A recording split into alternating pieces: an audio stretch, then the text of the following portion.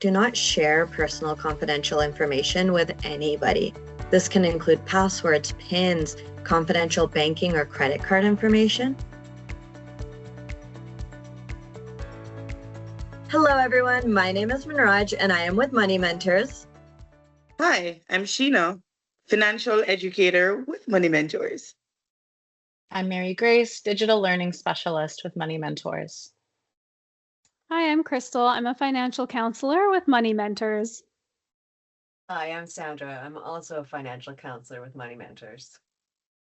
And I would like to welcome everyone to the Humans of Money Mentors podcast, where we talk about all things personal finance, the good, the bad, the pretty, and the ugly. Now, today we'll be talking about fraud and our finances. And we have some very personal stories that are going to be shared today. For a while, it's been challenging to talk about what I endured because, of course, you judge yourself when you go through that and you're like, how could a well-thinking person allow themselves to be scammed in such a way? But you know what? When you're desperate and when you're struggling, you don't really make the best decisions. So the key is to be able to identify what's real and what's not real, and then prevent yourself from making those quick, rash, unthinkable decisions. In 2023, I just moved to Edmonton, a single mother, never had any job prospects or anything. I was busy on Indeed and all the platforms job hunting. And I believe this is how they got my contact. So one day, a reputable staffing company that I'm familiar with, I got a text message saying, hey, Sheena, we found an opportunity. It's not the traditional kind, but I was open. I was desperate. And I bought into it. They called me up on WhatsApp and they taught me how to do the transfer with Bitcoin on their platform. They had their business licensing. It was just looking all professional. I was in a WhatsApp group. There was conversations throughout the day. There was talks about building my team after 15 days. And honestly, when you have nothing, you're just like, hey, what do I have to lose? Let me give it a shot. The first few days, they had me transfer money from my bank account to this platform, and it converted it into several different cryptocurrencies. So I was just going through different currencies until it got to their platform. And the idea was like, I'm pushing some apps to the forefront of softwares so that more people would buy into these applications. And at the end of the day, I made some money on my money and they helped me to transfer that back to my regular account. So I was like, oh, that's cool. So again, I went the next day, the same thing. And then there came a day when they're like, okay, you can let the money stay on the platform. As you see, you now know how to transfer it.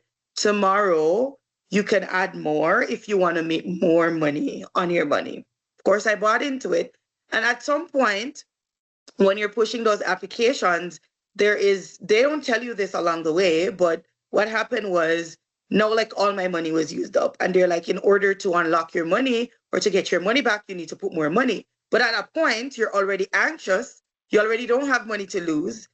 You're really like on the edge. So now you just want to put more money in to get your money back. You're already in a loop.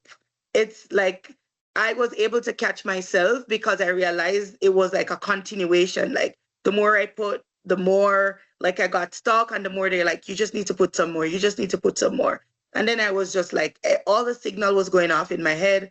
And I was like, this is no more. And from then on, it became like verbal abusive. It was just like chaos. It was crazy. So I, of course, made the phone call to the police. And they took the report, they took copies of the messages, they took all the information. But when they showed up to my space, they were pretty much telling me that, listen, every day people are losing like hundreds of thousands of dollars. And they're like, we just spoke to someone who just lost all their life savings through scam. And really, they can do nothing because a lot of these scammers are operating from different countries, different languages. They're using some weird numbers that there's no way to trace them. And so you just have to live with the responsibility of your action or your lack of awareness. So my thing is, if you're desperate, if you're really low, it's not the best time to make the right decisions. And I think especially when you're in a struggling phase in your life, it's never the best time to make certain decisions that will impact you in a great way. For me, it was a learning lesson. I wouldn't say I've recovered from that because I lost about $13,000 in that whole process, but it has taught me so much that I'm grateful now that I actually lost it, because now with the awareness that I have, I can now teach other people about how to avoid those types of scams. But also, like, I don't think I'll ever lose that amount of money again in my entire life. It was an expensive lesson, but I'm happy it happened. Similarly, I also fell victim to a scam, and this is one of the first times I've ever shared it, just because for the longest time I was too embarrassed. So I once fell victim to a crypto investment scam. I was 21, a university student. I was in a long distance relationship at the time. I was really desperate for extra money so I could visit my partner, and I was looking for different income streams. One day I got a new DM and a follow on Instagram. The opportunity seemed exciting. It was coming from a young woman living a lavish lifestyle in the States. She said she had an investment opportunity and that I was the perfect candidate to work with. I looked through her profile. It showed a lot of luxury posts and screenshots of huge returns she claimed to have generated for clients, and all the photos appeared to be of the same person. She promised fast returns, low risk, and easy money, but something felt off. It did sound a bit too good to be true, but I just kept reading her messages and the testimonials, looking at all the posts, and I convinced myself that it was real. I sent her several $100s before finally listening to that uneasy feeling that something wasn't right. She gave me access to a digital wallet showing what looks like already thousands in returns. When I asked to cash out, she said I just needed to send a few more $100 to release the funds plus a handsome bonus. In that moment, though, I paused. I started properly researching her. The photos had been stolen. I started checking her claims and looking for reviews, and that's when I found post after post, thread after thread, warning about crypto investment scams. Once I fully accepted what was happening, I cut contact, blocked, reported her, and did my best to secure all my accounts. I had to accept that the money I had sent was an expensive lesson. So for us on the counseling side, we do see some patterns and repeat situations with a lot of our clients. There's 4 that come to mind.